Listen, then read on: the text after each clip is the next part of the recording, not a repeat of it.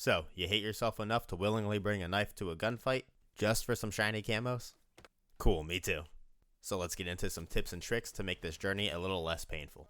Alright, so let's look at how I would recommend that you set up your class in order to give yourself the biggest advantage when running around with only a melee weapon.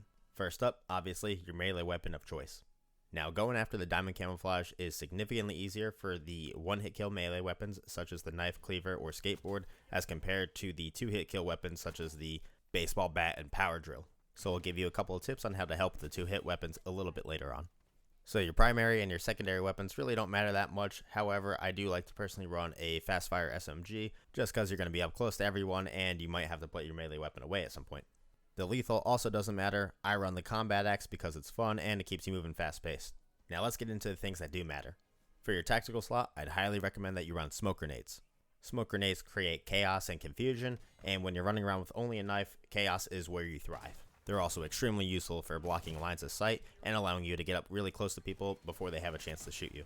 Stims can also be very useful, but I would still put smokes as my top recommendation.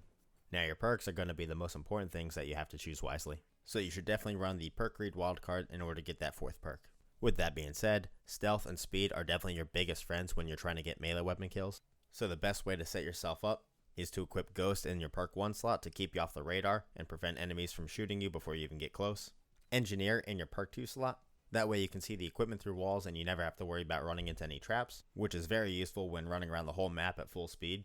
Tracker is a good alternative if you want to chase after people, but personally I'd opt for Engineer, that way I could run around the map a lot safer.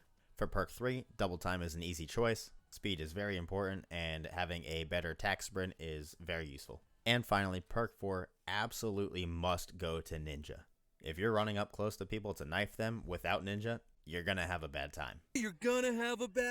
I cannot stress how many times I've run up behind people without using Ninja thinking I have them dead to rights and they just turn on me and instantly gun me down. And as a bonus, of course, running the 3 blue perks will give you the Recon Combat Specialty, which is very useful for knowing when people are staring at you or seeing people when you spawn. And last but certainly not least is your field upgrade. Now if you have it unlocked, Sleeper Agent is definitely the move here. I've been able to pull off a bunch of wild multi-kills simply because enemies don't realize that I'm on the other team until I get close to them and it's too late. Now unfortunately this will make you realize how many people actually use the perk Vigilance, because you might think you're safe running up to people, but anyone using Vigilance will know that you're still on the other team and unfortunately catch you off guard. But if you don't have Sleeper Agent currently unlocked, Warcry is going to be your next best choice since it gives you that nice speed and health regeneration boost. Now playstyle for running around with a knife is pretty simple. Just do your best to avoid any long hallways or streets or any open areas. The trick to getting melee kills is to play as fast and tight as possible. You're really just looking to use as much cover as possible in order to get close to people. And as I mentioned earlier, the baseball bat and the power drill are way harder to actually get kills with simply because they are a 2-hit kill weapon. So I do have 2 pieces of advice for them. First off, if you're on controller, I would strongly suggest using your right trigger to melee instead of using the right stick.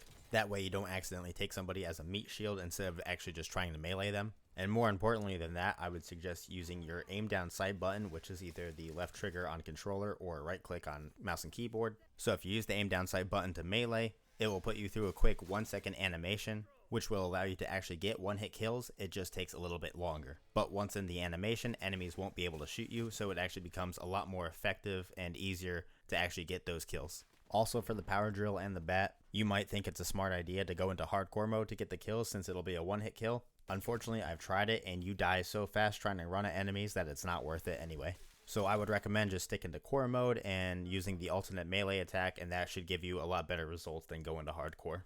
But overall, I think that is the best class setup and tips and tricks that I think I could possibly give you. It can definitely be a long and frustrating grind, but just use this class setup and stay in close quarters when fighting people, and you should be able to get diamond camo a lot easier than you think.